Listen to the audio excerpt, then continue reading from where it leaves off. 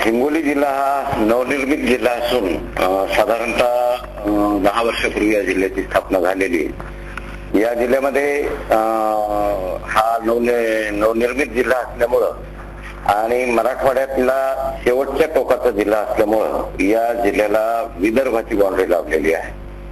हा ड्राऊट प्रोन एरियामध्ये मोडणारा जिल्हा आहे। या जिल्ह्यामध्ये सातत्यानं दर 2 वर्षांना दुष्काळाची परिस्थिती निर्माण होते।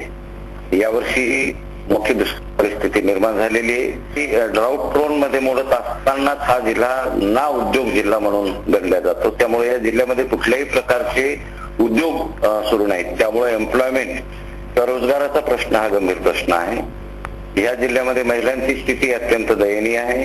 या जिल्ह्यात एकूण महिला आणि पुरुषांचं जे काही प्रमाण आहे त्यामध्ये महिलांचं जे प्रमाण आहे म्हणजे हजार लोकसंख्येमध्ये 1000 पुरुषांमागे साधारणतः 823 महिला हे एवढं प्रमाण आहे। त्यामुळे मोठ्या प्रमाणावर भ्रूण हत्येचं प्रमाण या जिल्ह्यामध्ये आहे।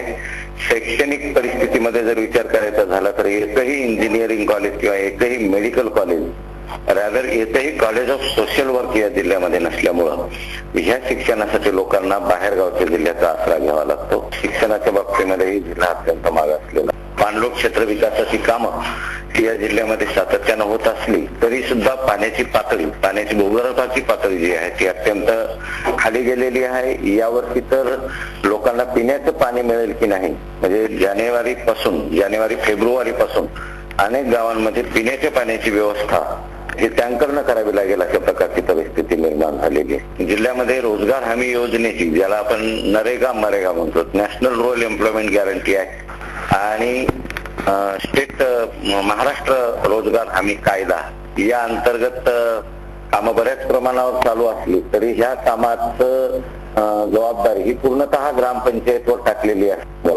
ग्रामपंचायत ज्या पद्धतीनं या प्रक्रियेमध्ये सहभाग नोंदवायचा त्या पद्धतीनं नोंदवत नाही। शिवाय लेबर्सना मिळणारं पेमेंट ह्याच्यामध्ये जी काही क्लिष्टता आहे त्या सगळ्या पार्श्वभूमीवर लोक रोजगार हमीच्या कामाला ज्या पद्धतीनं हे करायला पाहिजे त्या पद्धतीनं लोक रिस्पॉन्स देत नाहीत। एकूण या जिल्ह्याची अवस्था ना उद्योग जिल्हा असल्यामुळे इथे कुठल्याही प्रकारचे उद्योग नाहीत।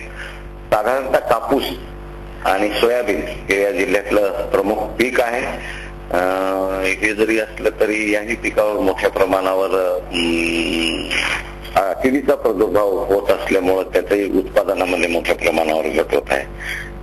या जिल्ह्यातून डायरेक्ट मुंबई, हैदराबाद किंवा नागपूर या ठिकाणी जाण्याकरता किंवा दिल्लीला जाण्याकरता कुठल्याही प्रकारची डायरेक्ट रेल्वे नसल्यामुळं ठिकाणच्या लोकांना परभणीवरून किंवा अकोल्यावरून इतरत्र जाण्याकरता प्रवास करावा लागतो। रस्त्यांची अवस्था अत्यंत बिकट आहे।